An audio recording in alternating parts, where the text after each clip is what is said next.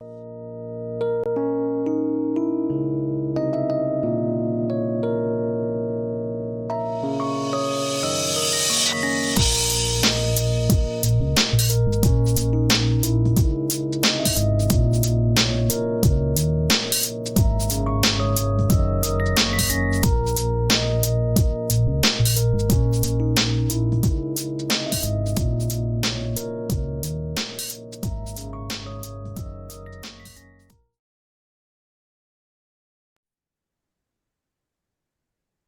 right. That's it. Let's do it. All right, let's do it. What's up, everybody? Thank you so much for tuning in to the Crypto Remora. My name is Wes, and I am with, as always, Sierra Crypto. What's up, Sierra? What's going on, people? Guys, we're doing good. Today, we have an amazing guest on the show, someone that's been an absolute incredible supporter of the Crypto Remora and has had a huge influence on us getting started in our podcasting journey. Some of you know him as Don. We know him as Git.Smol. What's up, man? Gentlemen, what's going on, man? Super awesome to be here and really enjoyed watching you guys over the last weeks and months getting this thing rolling. I'm just happy to be part of it. Yeah, man, we appreciate you coming on. We know you're extremely busy with some things you have in the works that we're going to talk about today. Before we kind of dive into that, will you just do like a roundabout for our audience so they know kind of who you are, how you got started into the podcasting arena? Yeah, man, right on. So started as a software engineer, just building custom enterprise software for pretty much any industry under the sun. Eventually found my way through happenstance into a healthcare focus. Mm-hmm. And around 2012, really kind of got a fire for that.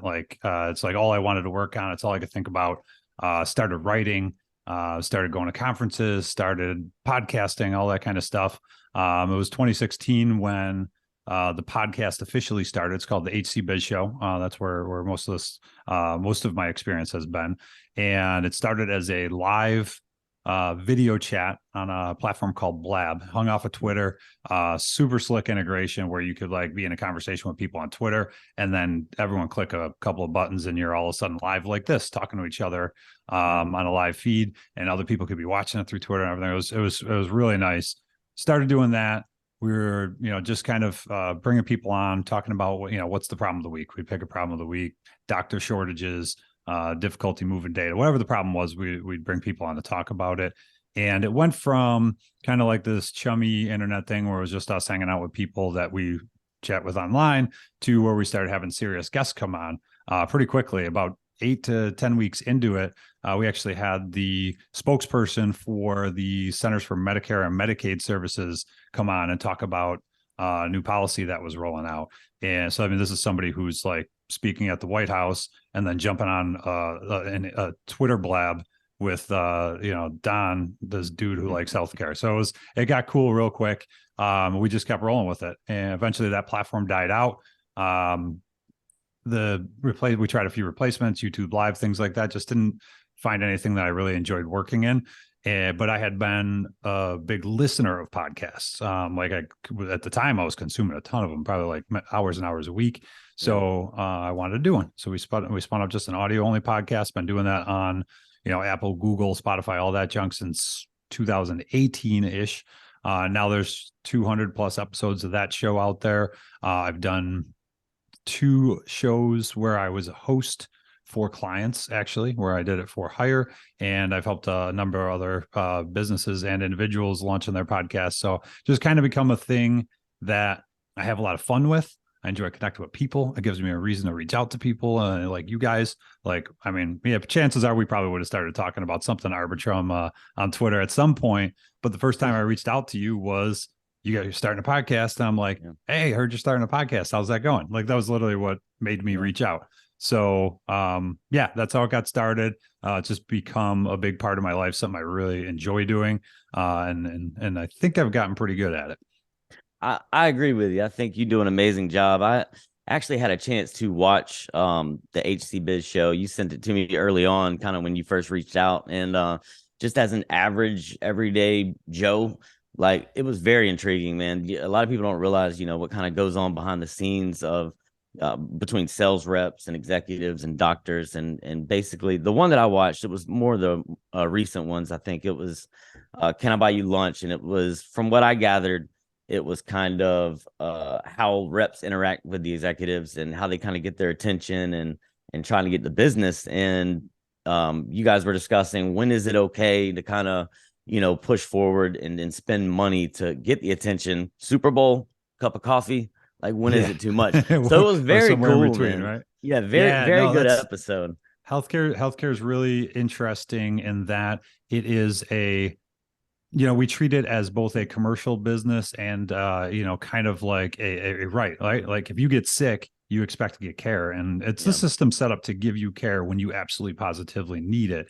Um, but it like operates as a free market system, or at least we pretend it is, when it's paid for 50 to 60% directly paid for yeah, by the government. And the rest of it, I can pretty easily draw parallels where the government's kind of paying for it anyways and subsidizing it in some way, shape, or form. So it's right. very much government funded, but we pretend that it's a free market system, and that leads to all kinds of interesting things like that issue we're talking about. Yeah, That came from a gentleman who runs a Medicare health plan completely funded by the government, yeah, but it's a private business. And he was talking about how he felt really uncomfortable that people were offering to take him to the Super Bowl to get his attention to sell him yeah, software. And that was basically what the discussion was about. So yeah, it creates these really interesting dynamics. And that's why, I mean, that's just like a minor glimpse into the complication there, into why healthcare is so expensive, into yeah. why we can't figure out how to move data where it needs to go, into why everyone's always arguing about it in DC about who should pay for it and who shouldn't. Like it's a wild, wild world for sure. Yeah. Do you think, just kind of a random question, but do you think that Web3 and blockchain is going to have a impact on the healthcare and how the data moves and things like that? I think it could. I won't say I think it will, because it's a tricky business, and it's a perfect segue into like how I even got into Web3 in the first place. Is Yeah, around 2018. If you went to a healthcare IT conference, like blockchain was the buzzword. Like everything was going yeah, blockchain. There was all these people there, and they were going to change the world, and it was going to be great and innovative.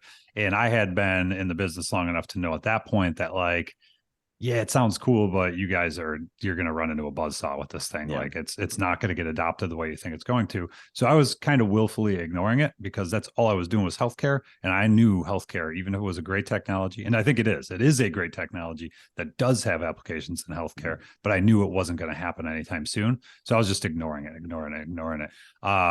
And my take on it then and today still is that blockchain technology can definitely be the thing that fixes our data interoperability problems yeah, in healthcare. And what I mean by that, this is where I do all my work, is you go to your doctor, you generate data, they send stuff to the health plan that generates data. They send stuff to the government that generates data, and it all ends up in all these different systems all over the place. And it doesn't get where it needs to go needs to be. very easily. Yeah, So that's what most of the time what I've spent in the last 10-ish years in healthcare is doing just that, moving the data where it needs to go. It's always centralized. It's always managed by somebody. And I believe the future of it is some sort of patient mediated exchange where I, as a patient, control my data. I bring it to the doctor mhm, rather than showing up and hoping my doctor scraped it up somehow, some way. I bring it and I say, here, I'm giving you access to this. Then if yeah, somebody wants to do a study, or like a drug company wants to do a study on a new medicine that's coming out and they want to use my data, well, I can give them permission to, and I could charge them for it. And that's what I think. That is the future. I've been saying and will continue to say that's probably like a 10 to 20 year yeah, type of future. And right now, based on what I know about Web3 and blockchain technology, I can't think of a better technology to do that job. But it's just like the to get from here to there is just mountains and mountains and mountains of complications and roadblocks and friction and everything else. So it's gonna be a while. So it could be the thing, but I don't expect it for quite a while. gotcha. So you have something in the works, something that we've had the pleasure of talking to you about kind of behind the scenes, and really excited for it to roll out. It's a new podcast that you're doing, Ready Layer 2. Can you just kind of relay that conversation that we had to our audience, and just give them an insight on the ideas and goals that you have set in mind for Ready Layer 2? Yeah, definitely. And I'll give you a little bit of my Web3 journey, if you will, Yeah, just to set the context for it, let you know how I got here. gotcha. So again, ignoring it. I'm in healthcare. I don't have time for that. There's too much stuff that I'm trying to do. I can't be playing with cool technology. That's not going anywhere, at least in that industry. But I am aware of, it's in the financial news. I got some friends that are investing in crypto. All this stuff's going on. And I'm like, there's a lot of activity. The valuations are going up. That doesn't make sense to me. Like I need to get in there and understand it. But I was kind of feeling like I missed the boat. Then March-ish 2022, everything tanks. And at some point I had said, if that market goes down, I'm going to get involved. Like I'm going to use it as an entry point. So it did. And I did. I wrote down one day, buy $200 of Bitcoin. I had no idea what to do. Literally, I had to go and Google, like, how do I buy Bitcoin? Where do I go? And, set up a Coinbase account, do all these different things. So I did it. I got it done. I was like, all right, that was cool. I should probably buy some ETH and see if that's any different. And I did that too. Just experiments. I wasn't like, oh, I'm going to get rich off of this or whatever. It was literally just, I just need to understand what's happening. So I did that, bought some ETH, started listening to some podcasts, kind of started just like it did with healthcare, like where it was, it was just something I was dabbling around in. And then all of a sudden I kind of got this spark, did that. Like I got that spark and just kept tearing through things. That eventually landed me in Arbitrum and doing some experimenting, and like the place just grew on me. That is the simplest way to put it. The people there are working there are awesome. Transactions are fast and cheap being the key thing for me, because I'm experimenting. I want to try like every day. I want to try 10 new things or 5 new things or whatever I have time for. And it's hard to do that in ETH because it's expensive, right? You chew up all your resources and gas and whatnot, and it just makes you reluctant to try stuff.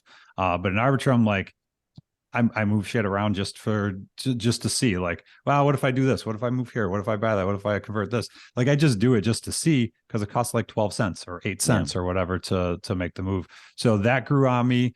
Then I got talking to people on Twitter, found people like you. As you know, the community you talk about all the time is spectacular. It's fun. And then like I told you in healthcare, I kind of had that, I was getting interested and I had that switch flip moment. For me, like the Arbitrum switch flipped right around the collapse of FTX. So, I kind of felt like this uptrend happening, and on crypto Twitter at large, people were getting excited. Things were good. Then FTX happened, and basically the whole place was burning down. Everybody's miserable everywhere. They're talking about maybe this really is the end. Maybe this is all a scam. Maybe we are all just degenerates. And then you go into the Arbitrum Twitter, and everyone's like, donkeys, rainbows, toads, like everyone's having fun and they're excited, and there's monkeys with giant heads, and like literally just everyone's having a good time. And you could not have sniffed out the fact that FTX collapsed and the world around us was burning. Right. And I was like, that was it. That's when the switch flipped. I was like, this is the place. I'm coming in, I've my Web3 switch has flipped and I want to build something. This is the place I wanted to start building. And that's where I'm at. So long story short, how do I build? How do I connect? How do I like really kind of inject myself into a community? I'm going to do what I've already done, right? Like this is how I built my healthcare network.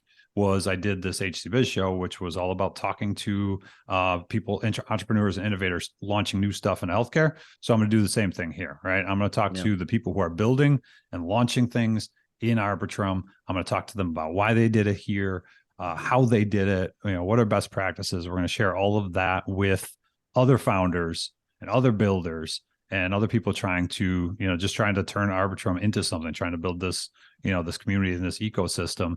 And basically I'm going to learn out in the open so that you all can learn right along with me. That's the gist. That's what we're going to do. The episode 0 is out, just kind of the intro episode to get everything set up. But we've got 4 interviews locked down already. Got a bunch more lined up, and come first or second week of February, they're going to start dropping at least 1 a week, if not more. Got you, man.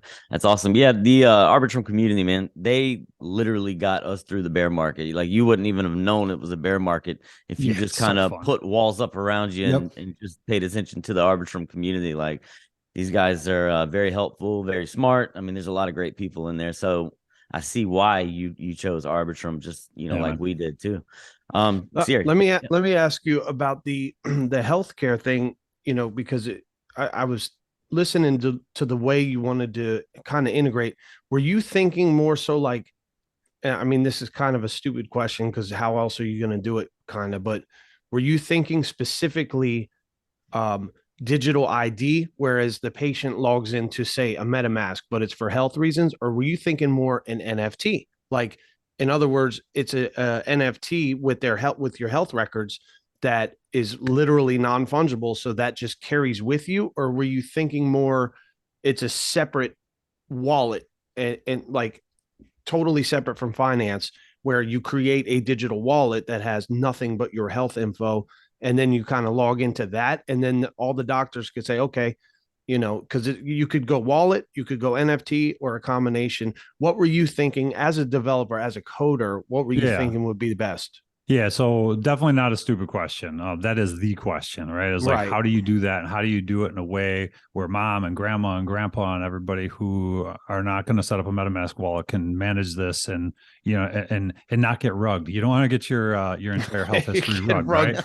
So I'll say I've thought about this at a high level from a mechanical standpoint of like, does the tool set fit the job? And roughly, I mean, I could say yes, the tool set fits the job, but there's a million things you'd have to figure out. So, and to be clear, this is not what I'm trying to figure out. I am not exploring in Web3 right now to figure out how to take it to healthcare. I am exploring in Web3 right now because it's absolutely fascinating, it's exciting, and it's fun. And I think that much of what we do in the future is going to be built on Web3. So I need to understand it now. Right. If that translates someday into me bringing my healthcare expertise together with my growing Web3 expertise and I could do something with it, that'd be awesome. But that's not the game right now. But I'll still give you my best answer to the question is first and foremost, the data needs to be secured, right? So you can't have all your healthcare data sitting out on some public blockchain somewhere. It's got to be encrypted regardless of anything. But that's a fairly trivial problem to solve in the grand scheme of things, right? So you got encrypted data on there that I have the ability to sign for and prove that it is mine and it is me, and I'm giving you permission to do something with it. And you can't get it and you can't decrypt it unless I give you those permissions. So that's kind of like super simple, high level kind of number one is that's how I would see that working. But like when you think of healthcare data, it's super complicated if you just think about like what's going on inside my body and what procedures have been done to me and what medications am I on and what allergies do I have. All of that's complicated in and of itself. But then I go see Dr. Joe, and Dr. Joe is contracted to 16 different health plans, 16 different health carriers with 47 health plans. And when he works at office on Main Street, he accepts this plan. And when he works in the hospital, he accepts that plan. And when you get the procedure done in the hospital, it costs $14,000. And when you get done at the office, it costs $1,400. And there's all of these other layers. All of that stuff too can be managed really well in a blockchain, and like credentialing doctors and where did they graduate from. All of that kind of stuff works really well with the technology too. So that's as far as I've gone, is just to assess, is there a way with this technology to store the data and move the data that needs to be, solving that, I'd say, consumer problem, if you will, where the patients are able to manage their data. I think that's going to come well after we solve that problem for the average person on a financial standpoint, right?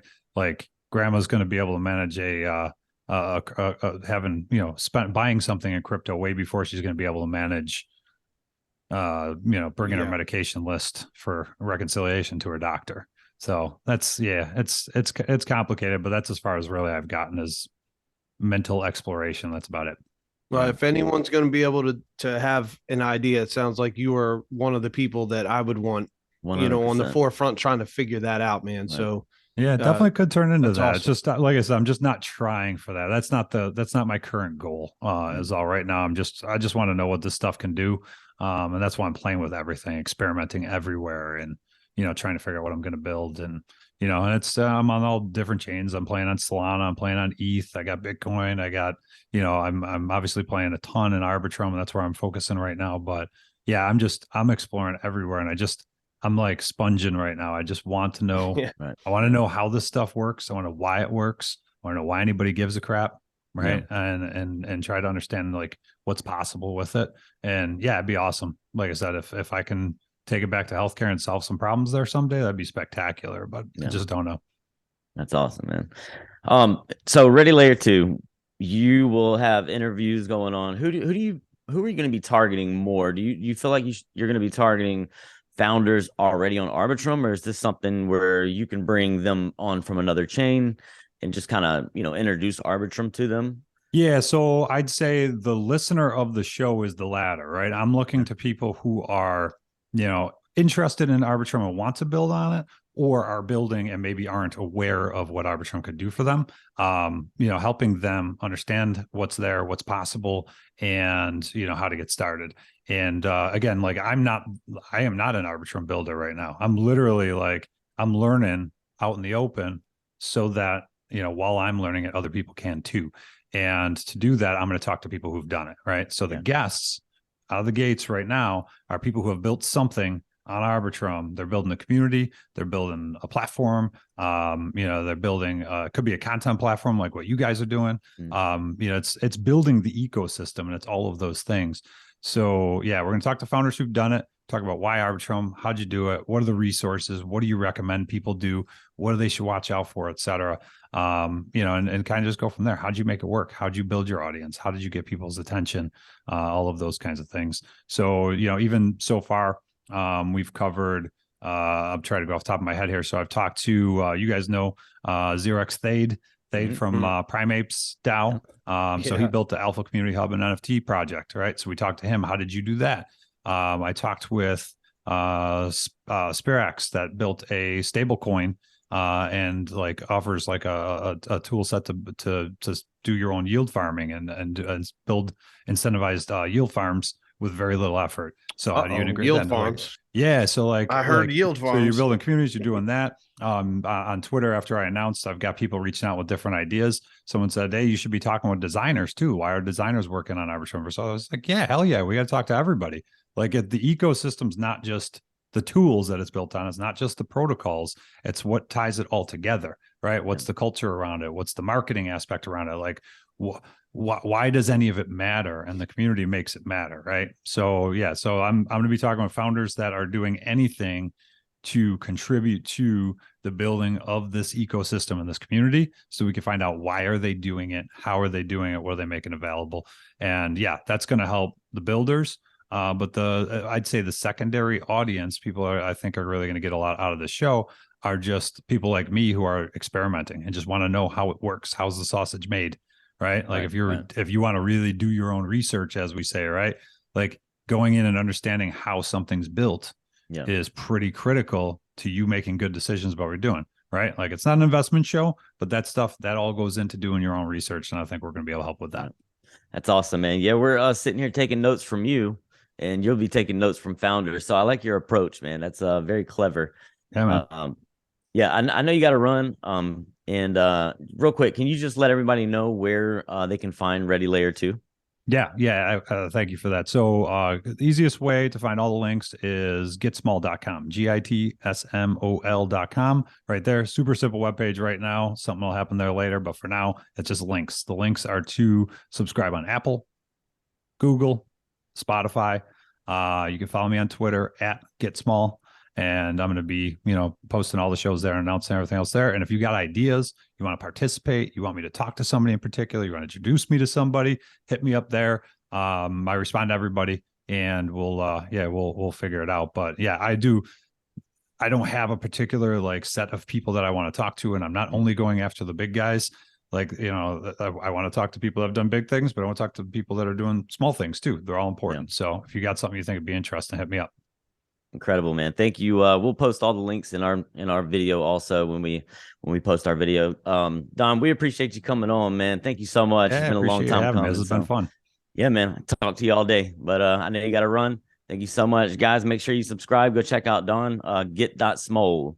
So thank you for tuning in, guys. And until next time, peace out.